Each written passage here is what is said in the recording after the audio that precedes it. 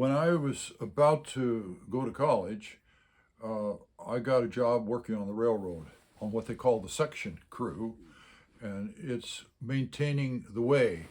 Uh, Rails begin to sink from the impact of the trains going over them, and creates the equivalent of potholes for the highway.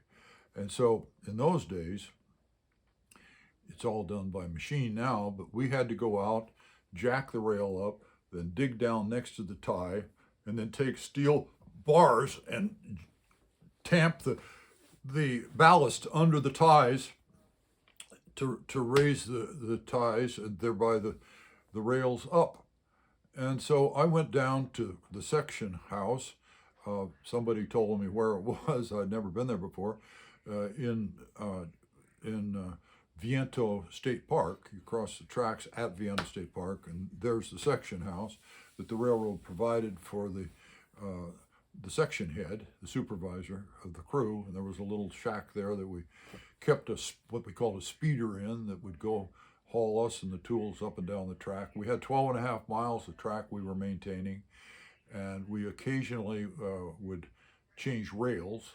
The sections from either side of us would come and help us when we did that.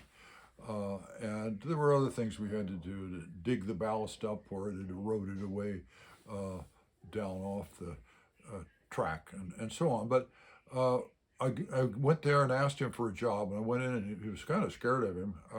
He looked so fierce, and he was sitting there in his black serge pants, covered with grease, in an easy chair, recliner with a pint can of beer, and with a Bible there by him on a little table. And he said, "What do you want?" And I told him.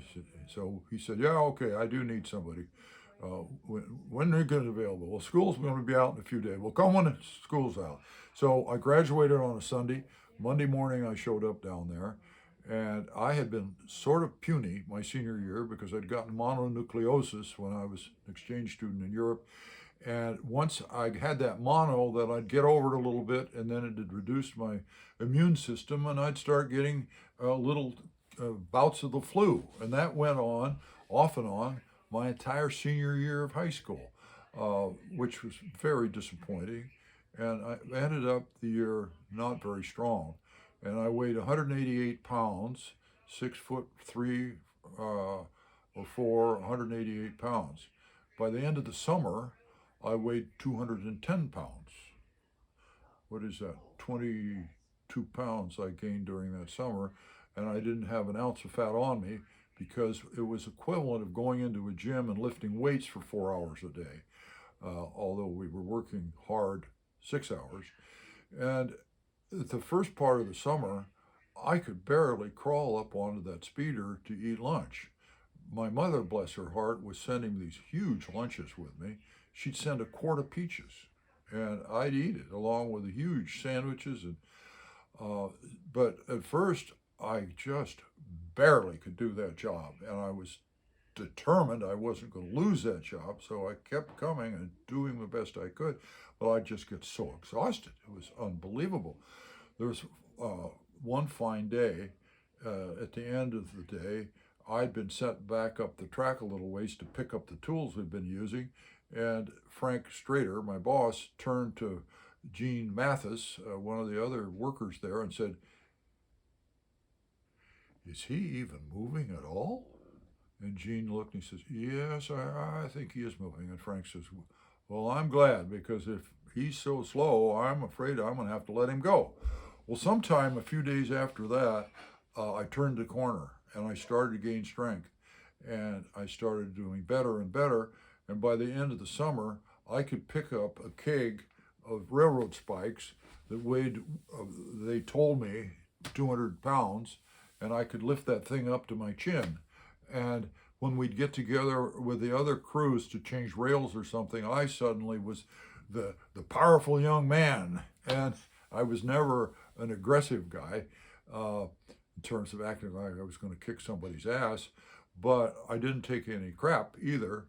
And my crew was so proud of me. They had this young strong guy in their crew. It was so funny. And Frank would tell stories while we were sitting on the Peter eating lunch about what he'd been reading in the Bible. And one of them was about how you can take a stick and just break it. But if you take a bundle of sticks, which somewhere in there I looked up the dictionary, found that's called a fascia, you can't break a bundle of sticks. And people need to stick together. And he also was a little bit classist. He thought white collar people were a bunch of arrogant asses. And so he'd sit there at lunch and the Cadillac would go by and say, look at that rich businessman going by. He's got his white shirt on and he's resting in there on his belly. And when he gets home at night, he can be hard like that. And he says, when you come out here and work as hard as we do, when you get home, you hardly have the energy to even make love. I don't think he called it make love, but he wasn't a profane man. So he'd say, well, when you get back there to that Ivy League college, you're going to decide you're better than we are. And I don't want you to look down on us. And I'd say, I'm not going to. And the other guys there on the crew would say, yeah, you better not be looking down on us when you get to be a big shot. And I made a pledge to myself right there. And I got to say, after all these years, I've kept that pledge, in my opinion. I have stuck up for blue-collar people all my life, and I've been able to do some good with it.